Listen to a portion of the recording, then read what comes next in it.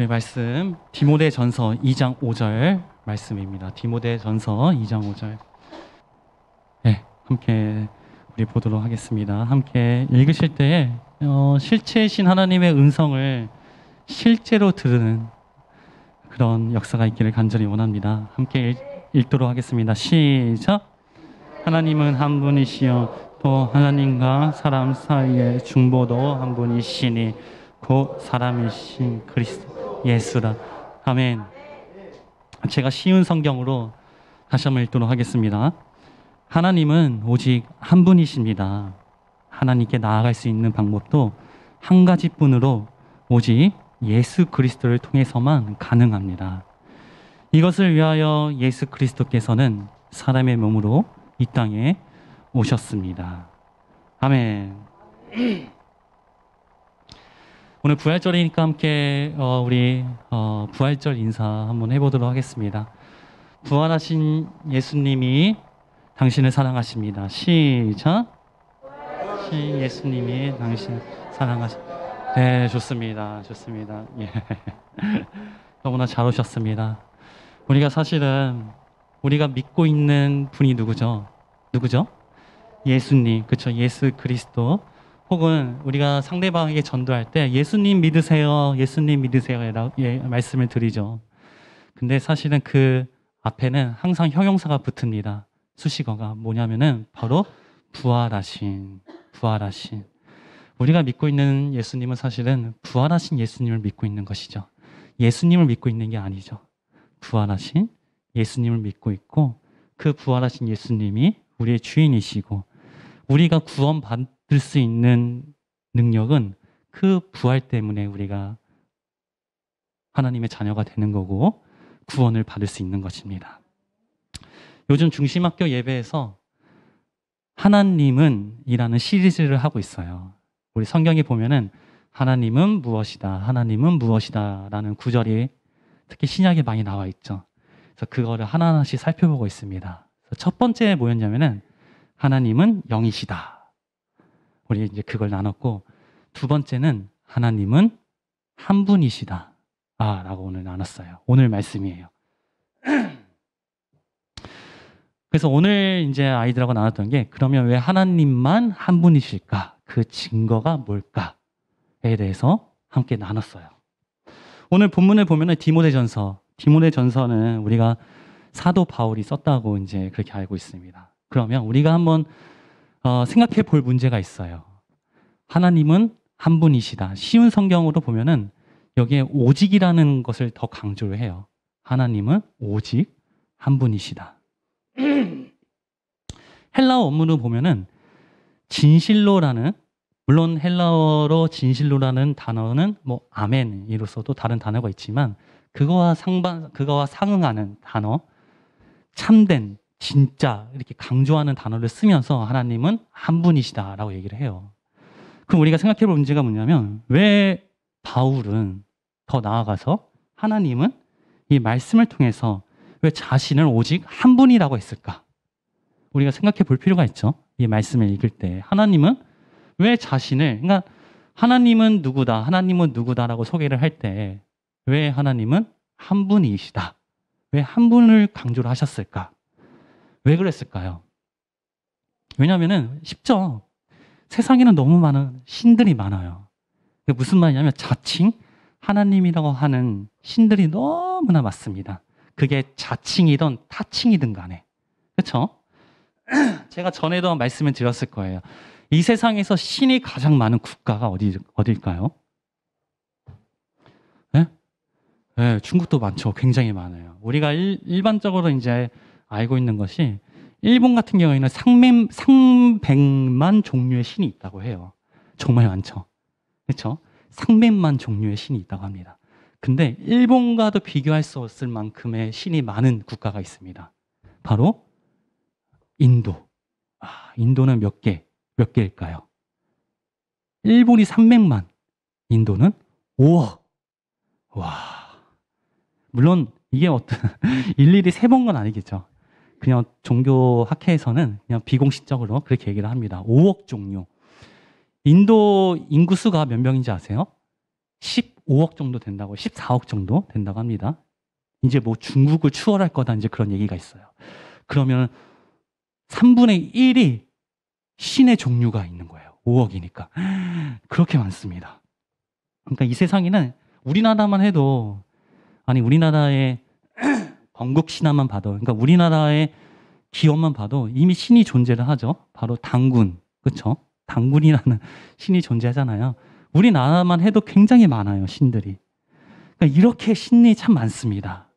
그러니까 하나님은 당연히 그 많은 신 중에 오직 하나님만이 오직 진짜 신이다 라는 것을 의미를 내포하고 있는 거죠. 아니, 성경에 봐도 굉장히 많은 신들이 출연을 합니다. 구약 성경에는 어떤 신들이, 대표적인 어떤 신이 있죠? 하나님 말고 바알신, 그쵸? 또 뭐가 있죠? 바알세붐, 그리고 뭐 그 아모스. 그 다음에 우리가 알고 있는 거는 요나가, 까먹었다. 니느웨인가요? 다시스인가요? 하나님이 니느웨로 가라고 하죠. 그렇죠? 그러니까 다시스로 도망가죠. 근데 그 배 안에서 막 폭풍이 일어나니까 배가 침몰하려고 하잖아요. 그러니까 뱃사람들이 다 어떻게 합니까? 자기 신들한테 막 기도를 해요. 막 기도하죠. 그러니까 각자의 다 알고 있는 신들이 다 존재를 했다는 거예요. 그러니까는 그 요나가 기도 안 하고 있으니까 그 뱃사람 중에 한 명이 뭐라고 합니까? 야, 너가 믿고 있는 너의 신에도 지금 기도를 해라. 그쵸? 그렇게 얘기를 하죠. 그러니까 정말 많은 신들이 있는 거예요. 예를 들어서 신약에 같은 경우에도 어떤 신이 있죠? 신약에? 신약은 뭐 여러 가지 있겠지만은 사도행전에 보면은 바울이 어디죠? 그 루스드라라는 지역에 가가지고 안증뱅이를 고치잖아요. 바나바와 함께. 근데 그때 사람들이 바나바와 그 바울을 보고 뭐라고 하죠? 바나바 보고 제우스라고 합니다. 제우스. 왜냐하면 당시에는 헬레니즘 문화가 있기 때문에 굉장히 그리스 신화의 신들이 굉장히 많이 보편화가 돼 있어요. 그러니까 스스라고 나올 거예요. 아마 성경에는 스스. 그게 제우스고 하나는 뭐였죠? 바울에게 헤메라고 하나? 그게 헤르메스라는 신입니다. 그렇죠? 그러니까 바울하고 바나바 보고 그 기적을 일으키니까 야, 제우스하고 지금 헤르메스가 이 땅에 내려왔구나 라고 얘기를 하죠. 그리고 바울이 아덴이라는 지역으로 갑니다. 근데 그곳에서 누구죠? 신라와 누구였죠? 그 한 명을 기다리죠. 그 두 명을 기다릴 때 시간이 있으니까 바울이 어떻게 해요? 그 아덴 지역을 이렇게 둘러봅니다. 근데 둘러보는데 신상들이 너무 많은 거야, 거기에. 그러니까 바울이 막 마음이 찢어지는 거야. 야, 어떻게 여기는 하나님을 안 믿고 이렇게 많은 신들이 있을까? 그래서 바울이 회당으로 가가지고 유대인들과, 그때 성경에는 스토아 철학가라고 해요. 그러니까 당시에 스토아 철학하는 사람들과 또 누구죠? 에피큐러스라고 하는데 쾌락주의 사람들입니다. 그 두 집단하고 뭐 합니까? 논쟁을 하죠. 회당에서. 그렇죠. 논쟁을 합니다. 근데 거기에 당시에는 헬레니즘 문화가 굉장히 보편화가 돼 있기 때문에 당시에 스토아, 뭐 피타고라스라는 거 아시죠? 피타고라스 수학 아시죠? 그런 철학파들이 굉장히 많이 있었어요. 그 말인즉슨 뭐냐면 그 사람들은 다 각자의 신을 가지고 있었던 거예요. 그러니까 그 사람이 바울하고 이제 논쟁을 합니다. 그렇죠? 근데 바울이 내가 하나님에 대해서 알려줄게 얘기를 하더니 이렇게 보더니 신상들이, 물론 성경에는 그렇게 자세하게 나오지 않습니다. 근데 제가 생각해는 아마 이런 것 같아요. 회당에 가니까 회당 주변에 보니까는 신상들이 이렇게 있는 거야. 하나씩 놓여 있는 거야. 이거는 누구 신, 이건 제우스 신, 헤르메스 신. 근데 마지막에 뭐라고 적혀있냐면 알지 못하는 신이라고 적혀 있는 거예요. 그러니까 바울이 뭐라고 해요? 야, 내가 이 알지 못하는 신에 대해서 너희들에게 알려주겠다라고 해요. 그러면서 바울이 무엇을 얘기하죠? 무엇을 얘기하죠? 사도행전 17장 31절 보도록 하겠습니다. 함께 읽어볼게요. 시작. 이는 정하신 사람으로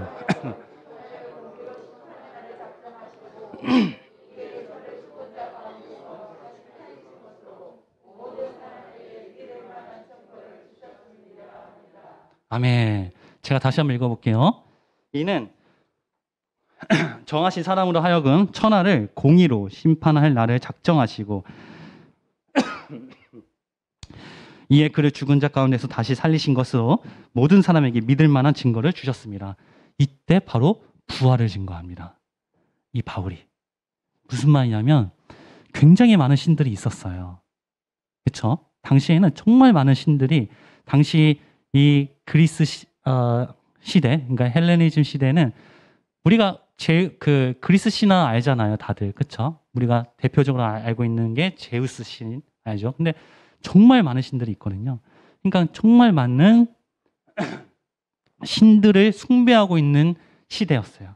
그리고 그 사람들이 바울하고 변론을 하는 거예요.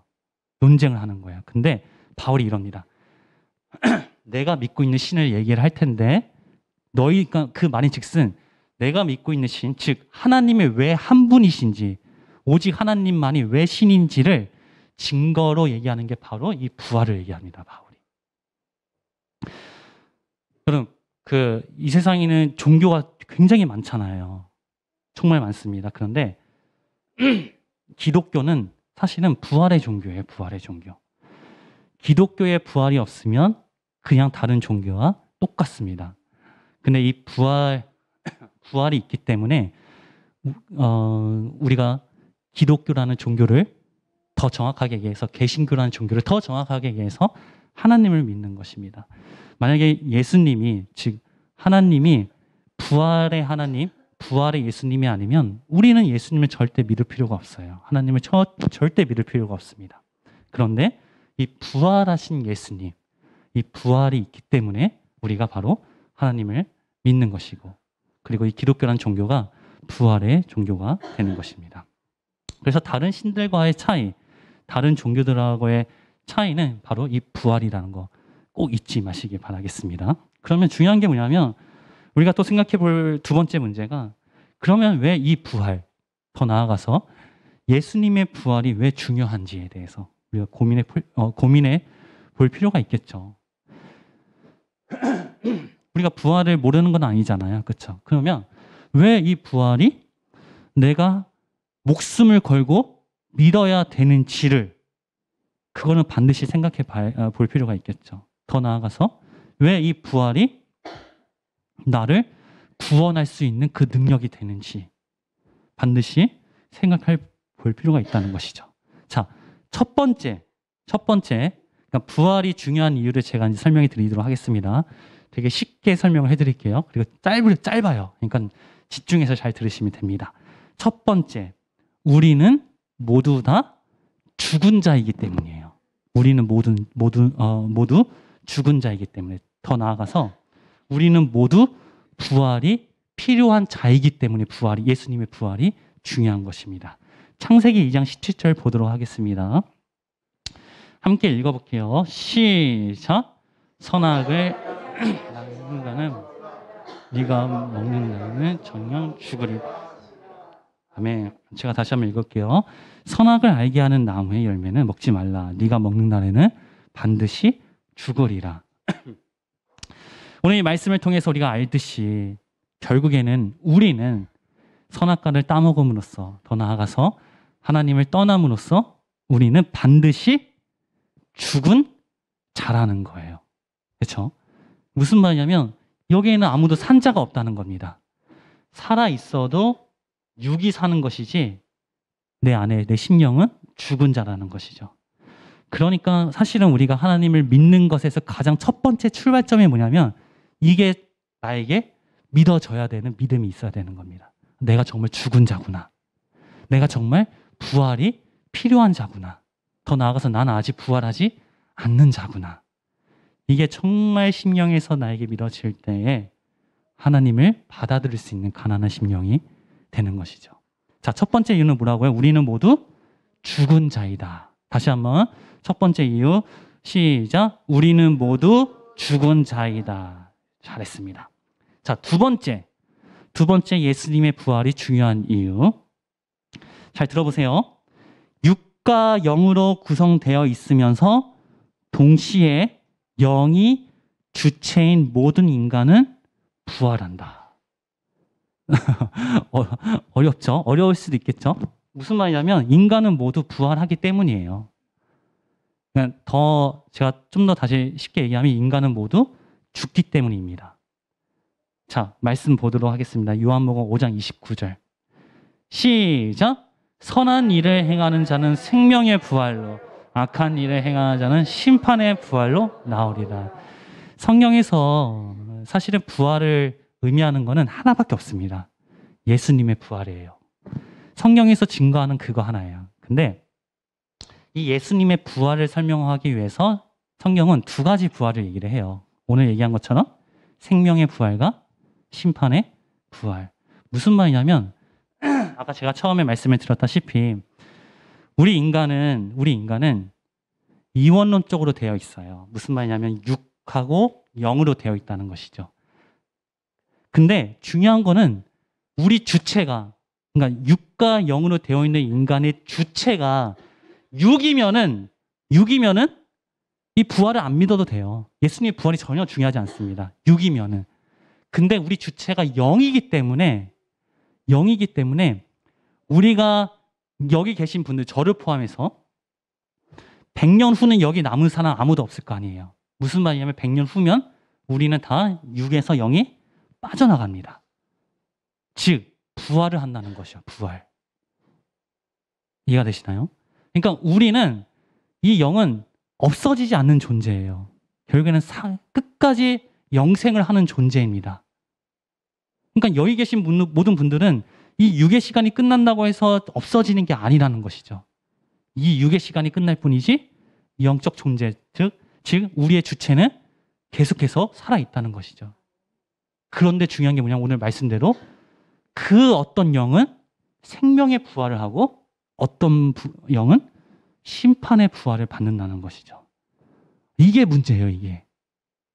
만약에 우리가 육으로만 되어 있으면 동물처럼 육으로만 되어 있으면 전혀 부활이 아니죠. 그냥 육의 시간이 끝나면 없어지는 것. 그런데 문제가 우리의 영은 결국엔 다 죽으면은 첫 번째 부활, 그러니까 부활함으로써 진짜 부활, 생명의 부활, 심판의 부활이라는 것을 다 그 둘 중에 하나는 우리가 받아야 하기 때문에 그게 문제라는 것입니다. 그러면 우리는 뭘 받아야겠죠? 반드시 생명으로 부활을 해야겠죠. 그래서 예수님의 부활이 중요한 거예요, 우리에게. 우리가 만약에 동물로 태어났으면, 우리가 만약에 식물로 태어났으면 이런 걱정을 안 해도 되죠. 그렇죠? 죽으면 땡. 그렇죠? 그런데 영이 있기 때문에, 영이 주체이기 때문에 우리는 생명의 부활, 영의 부활, 그 심판의 부활을 한다는 것이죠. 사실 오늘 요한복음 5장 29절 이 말씀 때문에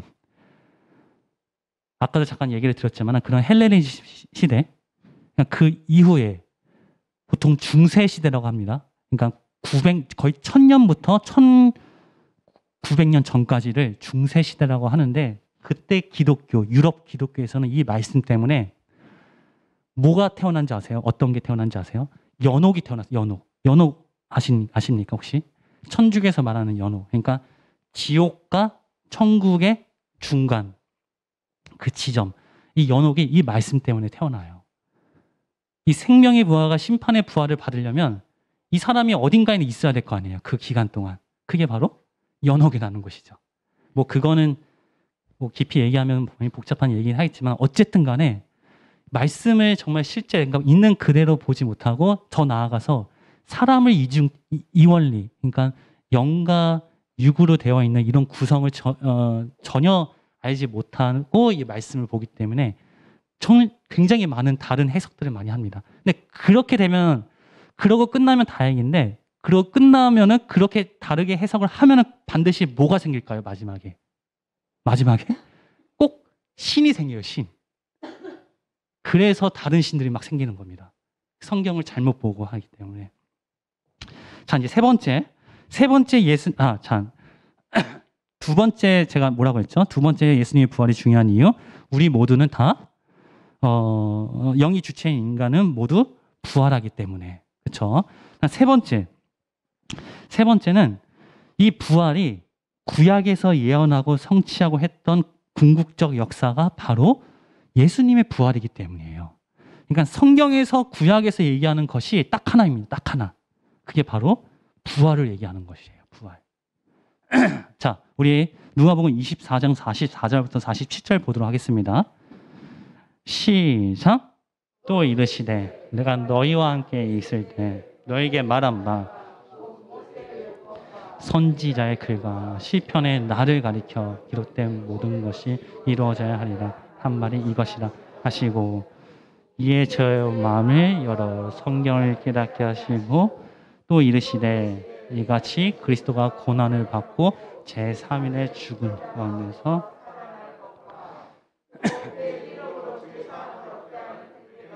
예루살렘에서 시작하여 모든 존속에게 전파될 것이다.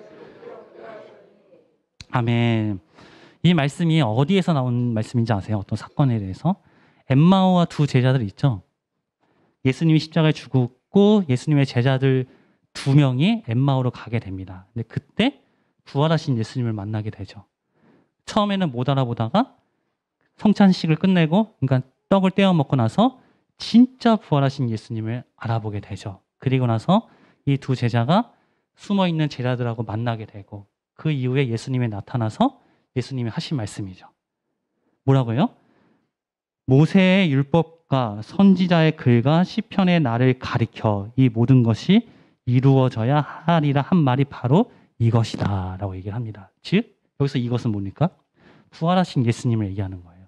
그러니까 구약에서 얘기하는 것이 바로 부활하신 예수님을 얘기하는 것이기 때문에 예수님의 부활이 중요한 것입니다. 그래서 구약은 더 나아가서 성경은 예수님의 부활을 얘기하고 있어요. 그래서 예수님의 부활이 중요한 것입니다. 자, 네 번째 예수님의 부활이 중요한 이유. 예수님의 부활은 곧 생명이기 때문이에요. 만약에 예수님의 부활이 오케이 좋아. 예수님이 부활하셨고 구약에서 얘기를 하고 우리도 부활하고 우리도 죽은 자야. 근데 예수님의 부활 자체가 사망이고 죽음이면 우리가 예수님의 부활을 믿을 필요가 없고 예수님 믿으면 안 되겠죠. 그렇죠? 근데 예수님의 부활이 바로 생명이기 때문입니다. 자, 요한복음 11장 25절 말씀 함께 보도록 하겠습니다. 시작. 예수께서 가라사대 나는 부활 생명이니. 네, 잘해서 괜찮습니다. 예. 예수님의 부활이 우리에게 중요한 이유는 예수님의 부활이 곧 생명이기 때문에 중요한 것입니다. 다른 이유 없어요. 예수님의 부활이 곧 생명이기 때문에. 자, 이제 마지막입니다. 예수님의 부활이 중요한 이유. 예수님의 부활로 인해 나 또한 생명의 부활이 되기 때문이에요. 무슨 말이냐면 예수님의 부활이 생명, 오케이 좋아. 근데 그게 나와 아무 상관없으면 제가 또 믿을 필요가 없잖아요. 그렇죠? 그런데 예수님이 부활하셨다는 것이 곧, 즉 나아가서 예수님의 부활이 생명이라는 것이 곧 나의 생명이다. 나의 생명이기 때문입니다. 요한복음 5장 24절에서 25절 보도록 하겠습니다. 시작. 내가 진실로 진실로 너에게 이르노니 내 말을 듣고 또 나 보내신 이를 믿는 자는 영생을 얻고 사망에서 생명으로 옮겨졌느니라. 진실로 진실로 너에게 이르노니 죽은 자들이 하나님의 아들의 음성을 듣는 자는 아멘. 여기서 5장 24절에 보면은 사망에서 생명으로 옮겼느니라. 이걸 하나로 표현하면 바로 부활이에요. 부활. 부활은 뭐냐면 사망에서 생명으로 옮겨간 것이 바로 부활입니다. 근데 나를 보내신 이를 믿는 자는 영생을 얻고 사망에서 생명으로 옮겨졌느니라. 그러니까 오늘 표현으로 하면은 이 부활하신 예수님을 믿으면 그 부활하신 예수님을 나의 주인으로 받아들이면 사망에서 생명으로 옮겨진다는 것이죠. 그게 바로 나의 부활, 즉 예수님의 부활, 그 생명이 나의 생명이 된다는 것입니다. 그 다음에 25절에 보면은 이렇게 얘기합니다. 죽은 자들이 하나님 아들의 음성을 들을 때가 오나니 곧 이때라. 듣는 자는 살아나리라. 여기서 죽은 자는 어떤 자들을 얘기할까요? 처음에 제가 말씀드렸죠. 우리 모두는 어떤 자들이다? 죽은 자다. 죽은 자다. 거기서 말하는 죽은 자는 우리의 주체이신 주체인 영이 죽었다는 것이죠. 다시 얘기해서 우리의 영이 하나님의 영과 완전히 깨진 그 상태. 그렇죠? 이 죽은 자들이죠. 이 죽은 자들이 뭘 들을 때? 하나님의 음성. 여기서 하나님의 음성은 뭘까요? 가장 우리가 일반적으로 얘기할 수 있는 게 하나님의 음성. 말씀이죠, 말씀. 말씀을 들을 때, 그때 우리는 살아나리라. 그래서 우리가 살 수 있는 방법은 오직 말씀이라는 겁니다. 다른 것으로 우리가 살 수 있는 것이 아니라, 그러니까 우리가 부활을 실제로 경험할 수 있는 방법은 오직 말씀이라는 거예요. 오늘 디모데전서 말씀으로 보자면은 그 말씀이 곧 뭐예요? 하나님과 사람 사이의 중보, 즉 그리스도 예수라. 그게 바로 말씀이라는 것이죠. 요한복음 5장 28절에 보면은 이 죽은 자들을 뭐라고 얘기하냐면 무덤 속에 있는 자라고 얘기합니다. 무덤 속에 있는 자. 근데 이 말씀도 굉장히 해석에 굉장히 많은 다양한 해석들이 굉장히 많이 있더라고요.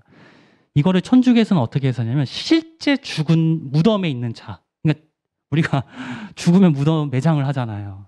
그렇죠? 그 마지막 날에 예수님이 재림하실 때 그 무덤에서 이 시체들이 다 벌떡 일어나가지고 구원을 받는다. 이제 그렇게 알고 있는 분들도 굉장히 많이 있어요. 그 화장한 사람들은 어떻게 하는 거지 그러면? 그렇죠? 뭐 어쨌든 뭐 그런 얘기를 하는데 여기서 무덤 속에 있는 자는 보세요. 무덤 속에 있는 자는 죽은 자를 무덤 속에 있는 자라고 합니다. 그러면 우리가 육체를 가지고 있는 하나님을 믿지 않는 자들은 어디 속에 있는 거예요?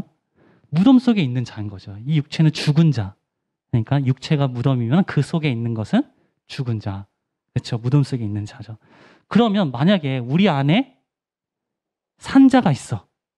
그러면 무덤이 아니라 뭘까요? 이게 바로 우리 지난주 창세기 강의 했는데 기억하나요? 창세기 강의 기억나나요? 이게 바로 교회가 되는 거예요. 교회. 그러니까 교회는 정말 부활하신 예수님, 즉 생명, 예수 그리스도를 받아들인 자는 다 교회가 되는 겁니다. 이 교회들이 다 모인 게 어디일까요? 충신교회인 거죠. 근데 예수님의 생명, 그러니까 생명이 없는 자들은 뭐예요? 그러면 무덤이에요, 무덤. 여러분 무덤입니까? 교회입니까? 교회가 되길 간절히 원합니다. 자, 결론입니다.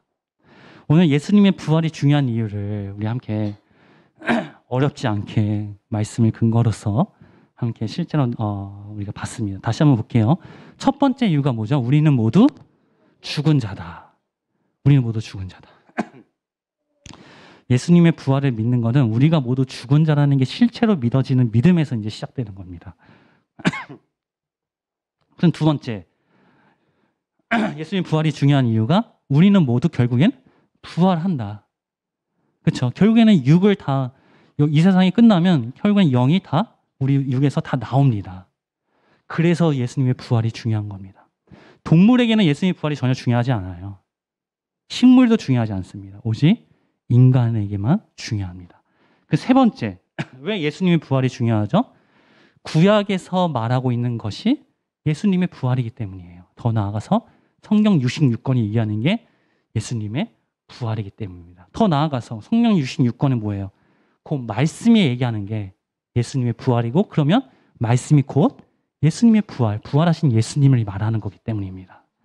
그럼 네 번째, 예수님의 부활이 중요한 이유가 뭐예요? 예수님의 부활이 사망이 아니라 생명이기 때문에 중요합니다.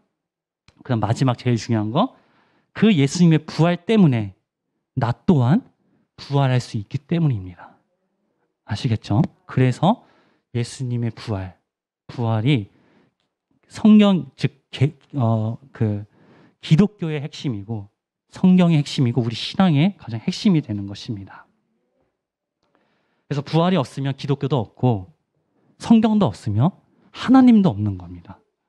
그래서 하나님은 오직 한 분, 부활하신 예수님이시며 우리는 그분으로밖에 생명의 부활을 하지 못한다는 것입니다.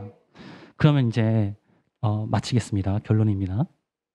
그러면 예수님의 부활, 그 생명, 그게 곧 구원인데 이거를 우리가 실제적으로 조금 더 제가 어떻게 쉽게, 그러니까 추상적이지 않고 관념적이지 않게 생각할 수 있는 게 뭐가 있을까 한번 생각해 봤는데, 여러분 이 세상에 살면서 가장 소중한, 가장 얻고 싶은 복이 뭡니까? 그쵸? 예, 그러니까 제 표현을 하면은 심령의 복이에요. 심령의 복. 그러니까 우리 영의 복, 우리의 주체인 영의 복이죠. 근데 이거를 조금 더 쉽게 설명하면 완전히 자유케 되는 거. 여기서 완전히 자유케 된다는 것은 그냥 내 마음대로 막 이거 하고 저거 하고 그게 아니라 어떤 상황과 어떤 고난과 어떤 압박이 오더라도 바울의 고백처럼 하나님으로 만족할 수 있는 마음. 그러니까 내가 돈이 없어도, 내가 아파도, 내 환경이 어렵고 내가 힘들어도 나는 하나님만으로 만족합니다 라는 게 완전 자유자가 되는 겁니다. 이틀 전에 그 영상을 하나 봤는데 연세는 한 50대 후반 정도 되셨어요. 근데 지능이 약간 사고를 당하셔가지고 지능이 한 7살 정도 되십니다. 근데 그 아저씨가 맨날 그 호루라기를 불고 그 신호를 맨날 이렇게 하세요. 막 웃으면서. 다 끝나면 이제 폐유지 주우시고 그걸 팔고 하루 종일 팔아가지고 3,500원 이제 받으시더라고요. 근데 그거를 이제 라면 2봉지를 사는 거예요. 가서 이제 보니까 라면 3봉지였나? 사서 집에 가니까 자기 아내와 아이가 있어요. 아이가 20살 정도 됐는데 여자아이인데 그걸 끓여줘서 너무 맛있게 먹고. 근데 그 아저씨 표정을 보니까 우리 그러니까 루아의 표정, 그러니까 아기들의 웃는 표정 있잖아요. 아기들 보면은 웃을 때 얼마나 해맑아요. 그러니까 어린아이 같은 심령이라는 게 뭐냐면 그냥 있는 그대로를 표출하는 거야. 그러니까 저 같은 경우에도 어떨 때는 내 표정을 감추기도 하고 내가 웃고 싶어도 웃지 못할 때도 있고 내가 화내고 싶어도 화내지 못할 때. 근데 애들 보면은 자기 그냥 기분 좋을 때 막 좋고 화낼 때 그냥 막 화내고 그러잖아요. 그 심령, 그러니까 전혀 구애받지 않는 그 심령, 자유. 그게 바로 정말 예수님의 부활을 경험하게 되면 하나님 안에서 어떤 외부적인 것으로 내가 구애받지 않고 오직 하나님으로 기뻐하고 하나님으로 표출되는 그 심령의 복이 아닐까라는 생각이 들었습니다. 오늘 예수님의 부활로서 정말 그 자유케 되는 심령의 복을 오직 한 분이십니다. 하나님은. 우리가 구원받는 방법도 오직 부활하신 예수 그리스도 한 분이십니다. 오늘 그분으로 그 심령의 복을 마음껏 누리는 우리가 되기를 간절히 원합니다.